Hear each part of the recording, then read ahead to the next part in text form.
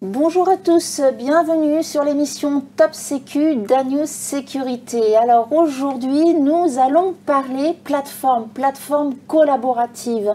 Pour l'une composée d'hackers éthiques, pour l'autre à destination d'utilisateurs conscients de l'absolue nécessité aujourd'hui de sécuriser nos données, nos échanges. Un réel enjeu sociétal. Pour ce faire, j'ai le plaisir aujourd'hui d'accueillir tout d'abord Guillaume Vassoulière. Bonjour. Bonjour. Alors Guillaume, vous êtes fondateur et CEO de Yes We Hack. Exactement. Une entreprise que nous allons donc présenter juste après. Naoufal Sikal, bonjour. Bonjour. Alors Naoufal, vous êtes CTO et également associé chez Private Discuss. Nous allons expliquer ce qu'est Private Discuss, qui est une spin-off de Piment Group. Tout à fait. Voilà. Alors tout d'abord, Guillaume, je me tourne vers vous. Vous avez démarré en tant qu'hacker éthique, je crois. Vous allez nous expliquer un petit peu tout ceci. Et vous avez lancé en 2015 Yes We Hack, qui est la première plateforme de bug bounty. Alors, expliquez-nous un petit peu comment ceci s'est passé et puis peut-être ce qu'est le bug bounty. Alors oui, merci. Donc en fait, moi, je suis un pur produit de la communauté des hackers des années 2000. Donc du coup, j'ai appris ça avec mes amis et j'ai notamment organisé pendant une dizaine d'années la nuit du hack, qui est devenue le hack maintenant, une des plus grosses conférences de hacking éthique en fait d'Europe. Voilà, où aujourd'hui il y a 3500 personnes. Et de fil en aiguille, en fait, on a vu les GAFAM investir massivement dans les plateformes de bug bounty, notamment américaines. Et donc du coup, en 2015, avec mes associés, on a décidé, on va faire la première plateforme d'Europe de bug bounty. Donc le bug bounty, c'est quoi? C'est la prime au bug. Donc en fait, on va fédérer une communauté de hackers éthiques sur une plateforme. Donc la plateforme Yes We Hack, qui fédère aujourd'hui environ 50 000 hackers dans 160 pays. Et donc du coup, le principe est assez simple. On est mandaté par des clients qui vont nous faire tester tout type de systèmes d'information ou électroniques. Ça peut être du site de e-commerce ou des applications mobiles comme des choses un petit peu plus poussées qui vont vers de la radio, du satellite, des objets connectés.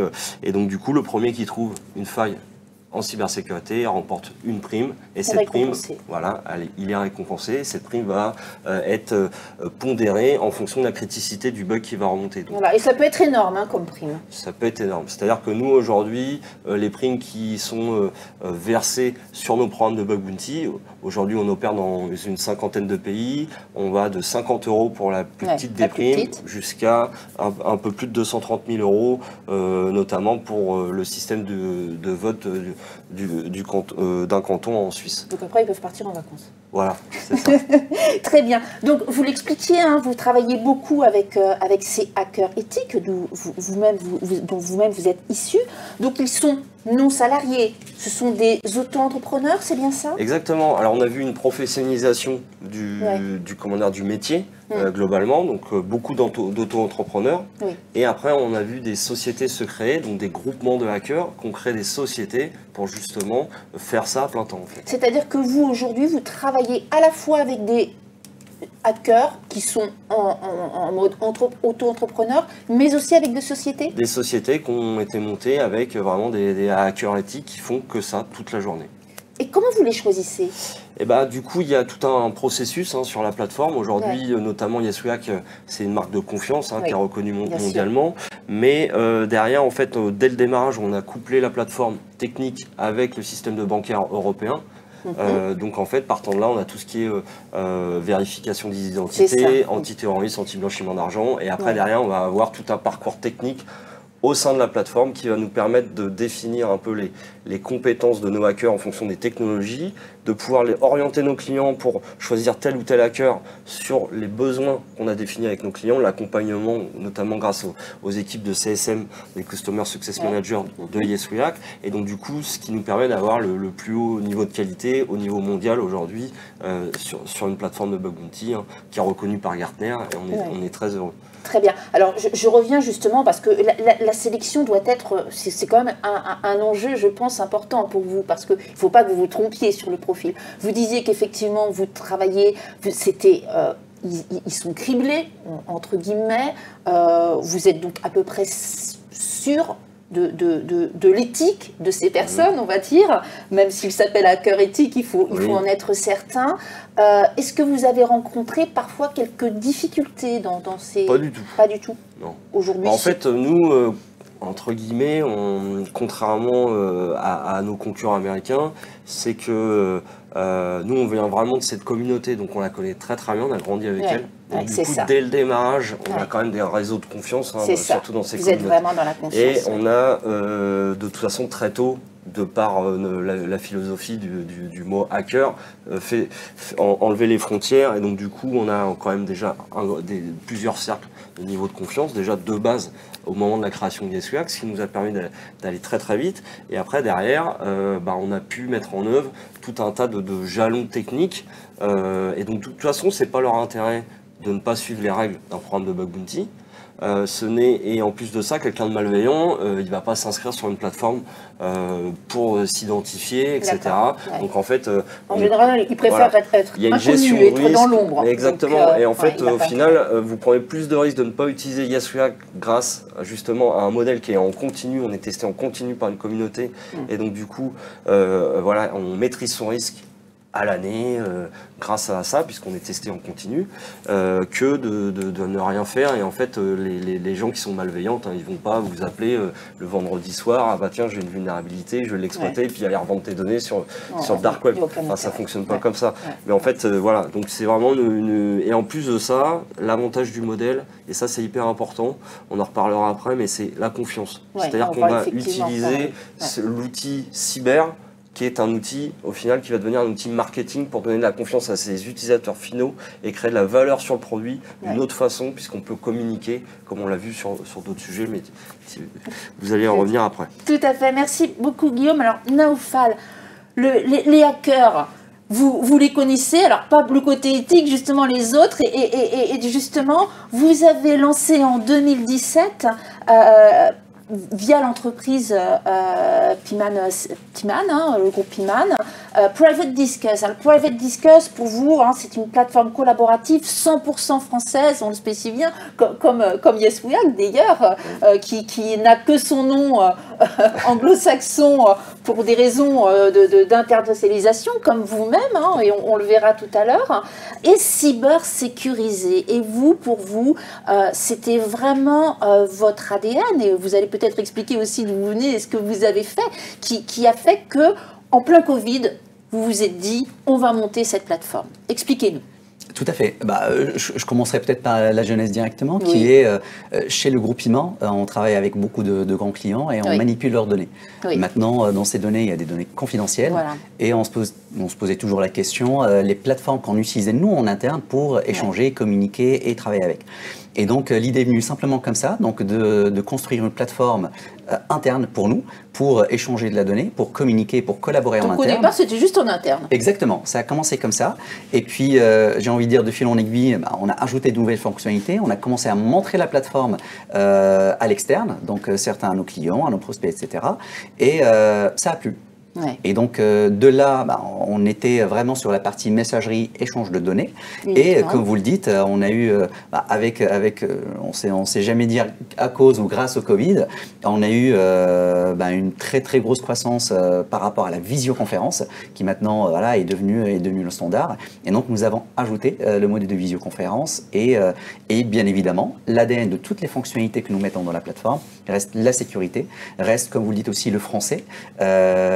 Avec un hébergement français dont on est fier aujourd'hui. Alors ça, effectivement, on va en reparler aussi après. Alors, lorsqu'on préparait l'émission, vous m'expliquiez qu'en fait, le premier enjeu pour vous, lorsque vous avez décidé de lancer cette plateforme de discussion, d'échange et de visio après, c'était de pouvoir mettre en place au niveau technologique cette plateforme qui vous a pris quand même 2-3 ans. Expliquez-nous.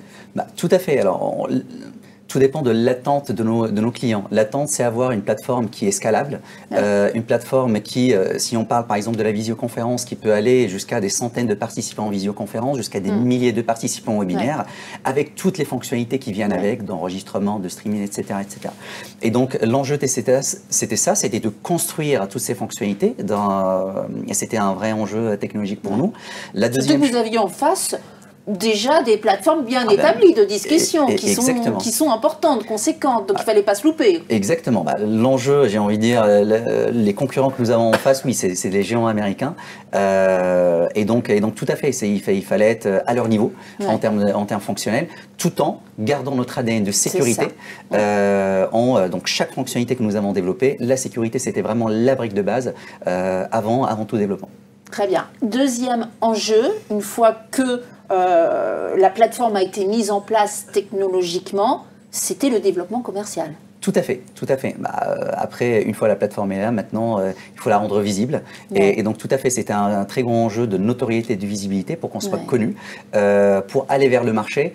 Et comme vous le dites, on est en face des géants, donc à chaque fois, il faut mettre en avant nos arguments, nos valeurs, notre ADN, qu'est-ce qui nous différencie de ces acteurs en termes de sécurité, en termes de fonctionnalité, en termes d'hébergement, en termes de qui nous sommes et la souveraineté de notre plateforme. Et donc, en effet, c'était un enjeu aussi pour nous. Donc, souveraineté et confiance sont les deux mots forts qui vous caractérisent et que vous mettez en avant pour pouvoir permettre de vous développer auprès de ces acteurs qui recherchent justement cette confiance et ce respect et cette éthique. Exactement. Très bien. Guillaume, on le voit, c'est pas toujours facile de monter une société. Il faut s'assurer effectivement que ça fonctionne bien. Vous l'avez prouvé. C'était un petit peu plus tôt en 2015, comme on le disait. Et on voit que cette confiance, et vous l'avez expliqué un petit peu pourquoi, est arrivée très très vite, parce que c'était une communauté que vous connaissiez déjà. Et puis cette croissance a été quand même assez fulgurante à partir de 2019. Vous l'expliquez pourquoi? Fulgurante et fatigante. Sûrement. En fait, on est arrivé avec un modèle très peu connu en Europe, en fait. Et donc, du coup, la confiance. Voilà, il y avait la confiance déjà de nos clients, de nos premiers clients qui avaient déjà travaillé avec les fondateurs de Yes React. Donc, du coup, ça a beaucoup aidé, une communauté de confiance. Mais derrière, il y avait un modèle qui était assez disruptif, clairement. Et donc, du coup, en 2019, on a fait un premier investissement avec notamment OpenCNP, donc de CNP Assurance, où on a fait une levée de fonds de 4 millions, ce qui nous a permis de consolider cette vision stratégique qu'on avait sur la France, puisque c'est un pays que je connais très très bien pour beaucoup de raisons, puisque j'ai eu plein de vies entre guillemets dans la cybersécurité, dans le privé, et j'ai travaillé avec beaucoup de personnes. Et donc du coup, ça nous a permis de consolider la France, mais aussi d'avoir une stratégie d'aller très vite à l'export. Très vite, voilà. D'ailleurs, vous avez un chiffre d'affaires très conséquent à l'export. Oui, aujourd'hui, on frôle quasiment les 50%. Enfin, clairement, on est numéro 1. En fait, aujourd'hui, on est leader européen et leader asiatique. On est arrivé en 2019. Alors, comme je le disais avant, on a grandi avec une communauté qui n'avait pas de frontières. Donc, il s'avère que j'ai beaucoup d'amis dans différents pays, notamment avec quelqu'un avec qui j'ai grandi, qui est parti il y a une quinzaine d'années en cybersécurité, notamment sur Singapour. Et du coup, on a ouvert très tôt, en 2019, Singapour, avec déjà un réseau de confiance sur place, ce qui nous a permis d'étendre l'Asie rapidement et nous de travailler sur le continent européen avec ces notions de valeur, de confiance à l'européenne qui s'exportent très très bien en Asie, de par en plus on le voit encore plus le contexte géopolitique, clairement par rapport aux GAFAM, aux plateformes américaines, etc.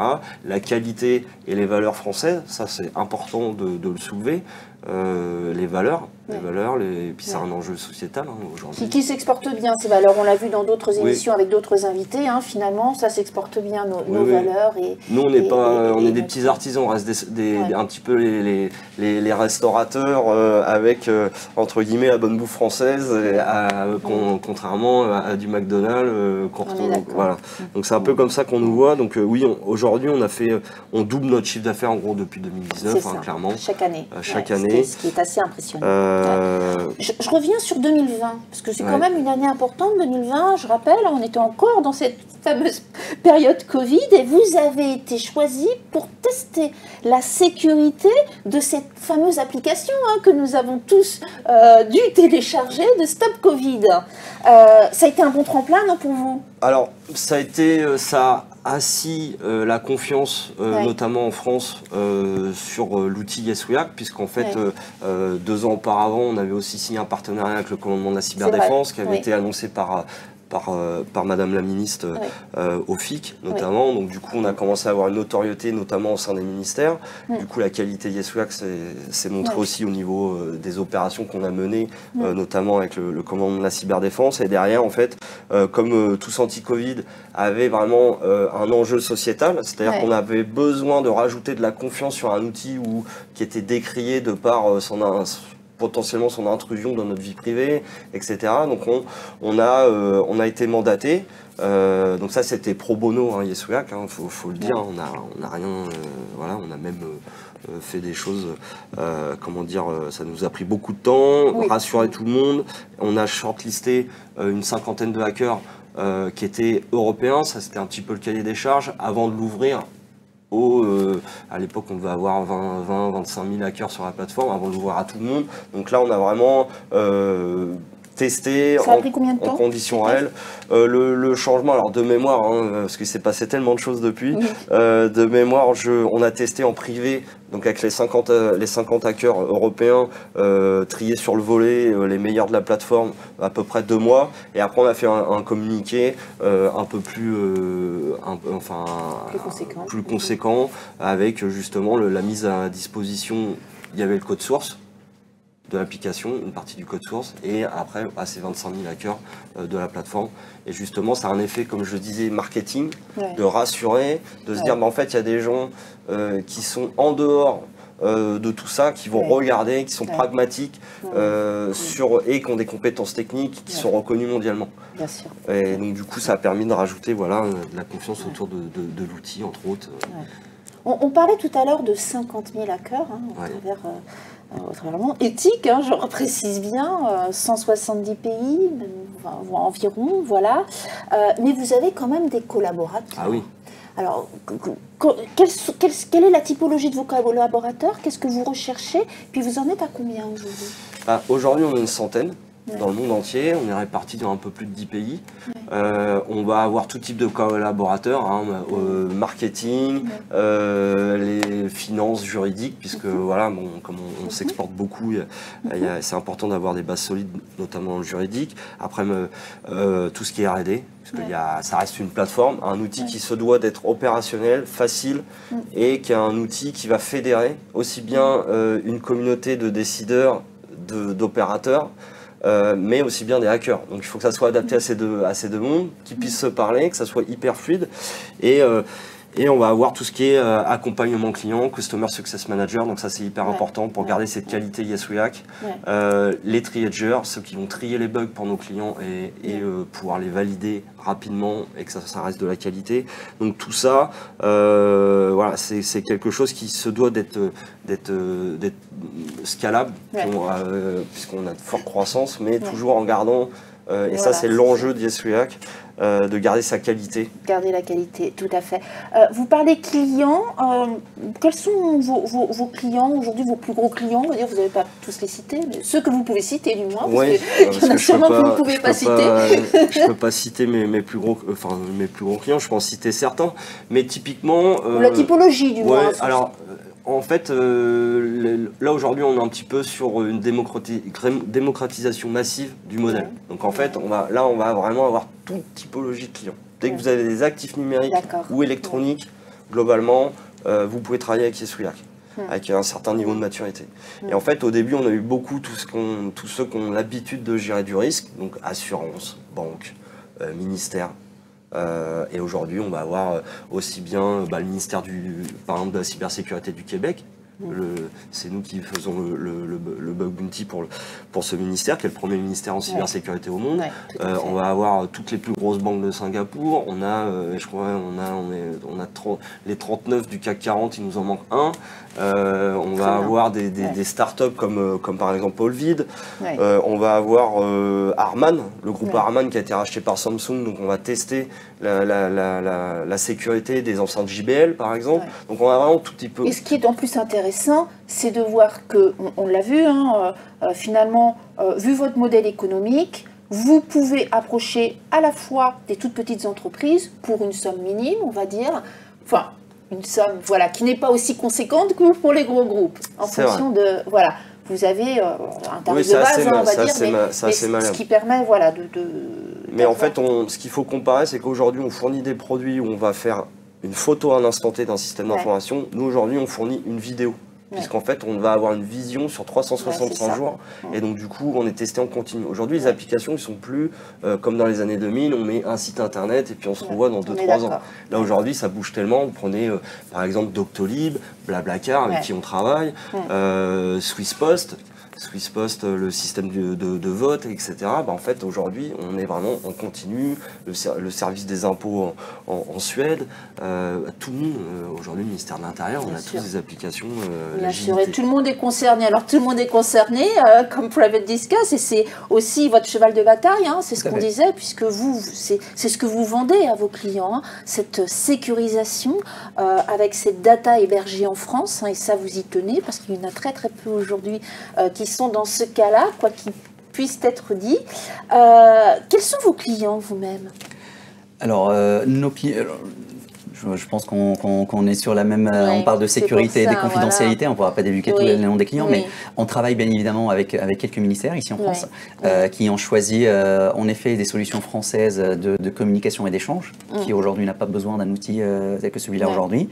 On travaille, je peux en citer le ministère de la Santé par exemple, on travaille avec la Direction Générale de la Santé où les CPP utilisent nos solutions, c'est les comités de protection de personnes, quelques services du ministère de l'Intérieur. On travaille avec des collectivités aussi, avec la région, même la région Rhône-Alpes, d'où on vient, et bien évidemment beaucoup de sociétés privées. Avec une mairie aussi dans le 92, je crois. Exactement. Je ne sais pas si on peut la citer.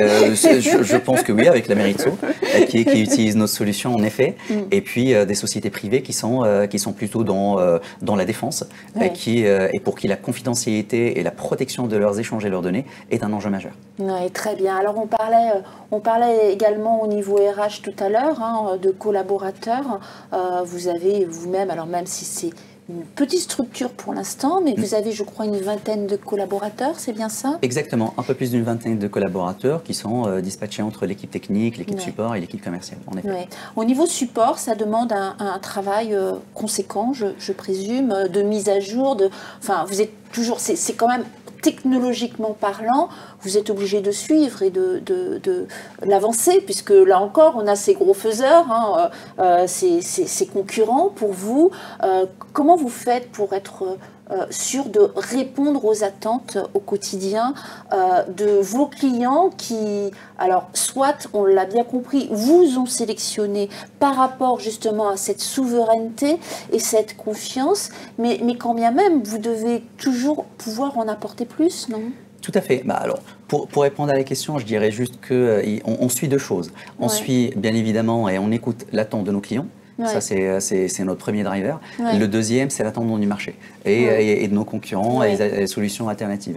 Et donc, en termes de fonctionnalité, alors bien évidemment, nous avons la partie messagerie instantanée, la partie visioconférence, on fait aussi des webinaires, nous avons plusieurs modules dans notre plateforme collaborative de communication. Et donc, on évolue les fonctionnalités avec la tendance du marché, là où va le marché.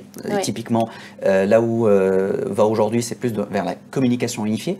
Ça veut dire qu'on est plus simplement sur la visioconférence, mais aussi pouvoir connecter des salles de visioconférence, pouvoir rejoindre des visios depuis tes téléphones et des smartphones, etc. Donc être vraiment toute plateforme. À côté de ça, il y a un enjeu de fonctionnel parce que, in fine, l'utilisateur final, il veut cliquer sur des boutons et voir des interfaces, donc il veut de la fonctionnalité. Et surtout, une attente des clients vis-à-vis de la sécurité. Notamment, vous parlez de l'hébergement en France, beaucoup de clients ne veulent pas être sous le Cloud Act américain. Et donc, ça, c'est une question majeure et un enjeu majeur pour eux. Et donc, ils choisissent notre solution. Certains souhaitent un hébergement ici en France, ou même nous avons une offre on-premise, donc hébergée en local chez eux. Donc c'est même pas nous qui gérons l'infrastructure, c'est chez eux. Donc ça c'est un enjeu majeur pour eux. Et alors c'est même aussi la tendance du marché, parce qu'à un moment c'était chez eux, à un moment c'était que du SaaS, on voyait que des plateformes en ligne, et maintenant certains secteurs comme la défense, la banque et les assurances, ils souhaitent refermer les systèmes, que ça soit chez eux. Et donc en effet, c'est l'attente client, la tendance du marché et puis de la veille. L'actualité joue en votre faveur, quelque part. J'ai envie de dire oui. À la fois fonctionnellement et côté sécurité, fonctionnel parce que après le Covid, la visio est entrée dans les mœurs, donc maintenant tout le monde utilise une plateforme, la nôtre ou n'importe laquelle aujourd'hui, c'est devenu une évidence, et donc ça joue bien évidemment pour notre faveur. La deuxième, c'est sécurité parce que on entend tous les jours des ransomware, des solutions de la data qui est sur le dark web, comme vous disiez, des échanges qui sortent dans la nature. Et donc, en effet, il y a une montée de maturité sur les aspects cyber, ou plutôt global de souveraineté, que ce soit de plateforme et de données. Et donc aujourd'hui, on en bénéficie, j'ai envie de dire. Très bien. Une dernière question sur cet aspect. On a parlé tout à l'heure chiffre d'affaires. Au niveau de votre chiffre d'affaires, je crois qu'il y a un doublement aussi à peu près tous les ans depuis... Plusieurs années maintenant. Exactement, c'est depuis, j'ai envie de dire, depuis le Covid, 2019-2020, on double quasiment le chiffre d'affaires tous les ans. Merci Naoufal, et on en reviendra sur cette prospective juste après. Avant ceci, justement, Guillaume, on a parlé chiffre d'affaires, on a parlé recrutement. Vous avez dit quelque chose d'important tout à l'heure. Vous le maîtrisez, ce développement, cette croissance pour les années à venir, parce que vous avez utilisé un terme qui est la qualité. Pour vous, c'est ce qui est d'importance majeure, cette qualité, et donc cette maîtrise du développement. C'est bien ça? Oui. Oui, parce qu'aujourd'hui, il faut qu'on se démarque par rapport à nos concurrents américains. Donc il y a les enjeux de souveraineté, comme tu as pu le citer. Mais, entre guillemets, ça ne fait pas tout, surtout quand on va à l'internationalisation. Très vite s'internationaliser. Et donc du coup, partant de là, il faut qu'on montre une expertise. Ce n'est pas qu'une plateforme, c'est aussi une expertise technique de l'ensemble des collaborateurs de Yes React. C'est-à-dire que nos clients, ils nous voient comme des partenaires.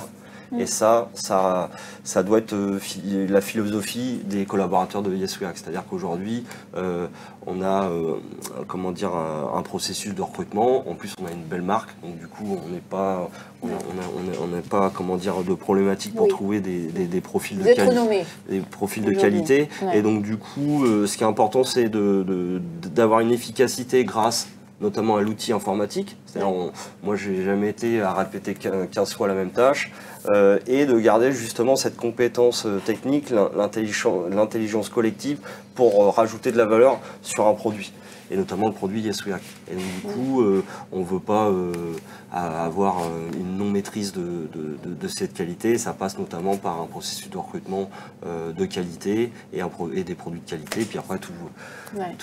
Ça, c'est ce qui est important. Alors effectivement, avec une belle croissance, vous prévoyez en 2023 de doubler encore votre chiffre d'affaires, donc une très très belle croissance. J'aimerais bien qu'on vienne sur un dernier point, c'est cette version éducative de la plateforme que vous avez développée. Oui, alors nous, c'est le Covid a fait que donc on était tous enfermés chez nous, et j'ai réfléchi notamment aux étudiants Oui. Qui aujourd'hui, en fait, les écoles n'étaient pas équipées d'avoir avec des outils justement pour la continuité des cours, notamment sur les cours techniques, puisque nous on est assez technique. Et donc du coup, on a voulu créer une plateforme, Yes We Hack Edu, et cette plateforme, en fait, on l'a déployée gratuitement à 3000 étudiants. On l'a fournie à des écoles en France, à Singapour, pour que justement ils arrêtent de jouer à Fortnite et qui se concentrent sur leur futur métier. Et donc du coup, on a transposé dans cette plateforme des cibles d'entraînement par rapport à ce qu'on voit nous en production, ce qui permet de créer des vocations, ce qui permet aussi de les rentrer dans un cadre qui est Yes We Hack, la qualité, et de former en fait nos futurs hackers éthiques, nos futurs décideurs aussi, managers de programme, et peut-être aussi des futurs employés Yes We Hack. Et donc du coup, on est assez content. Aujourd'hui, elle est déployée dans certaines écoles. Et voilà, c'est important pour nous parce qu'on vient de là. Et ô combien c'est important avec cette pénurie d'emploi de recrutement dont vous y pourvoyez et en tout cas un grand bravo et un grand merci pour ceci Guillaume. Naoufal, alors demain, comment voyez-vous les choses? Je crois que vous souhaitez aussi vous développer à l'international. Tout à fait, tout à fait. Alors, plusieurs choses. La première, c'est continuer notre chemin d'évolution et de croissance. L'évolution, bien évidemment, comme on le disait, la sécurité n'est pas un point. C'est toujours de continuer d'être sécuriser notre plateforme et d'être la référence sur des solutions collaboratives et de visioconférence sécurisées. Ça, c'est la première chose. Deuxième, c'est un chemin de croissance pour grandir avec nos clients, être au plus près nous-mêmes de nos clients. Maintenant, comme vous le dites, en effet, et d'où le nom, l'ambition, elle est internationale. Et donc, on travaille déjà avec quelques consortiums européens. Donc, on est déjà un petit peu sorti de la sphère du pays, notamment d'ailleurs avec un déploiement chez Monaco Cloud très récemment dans les dernières semaines.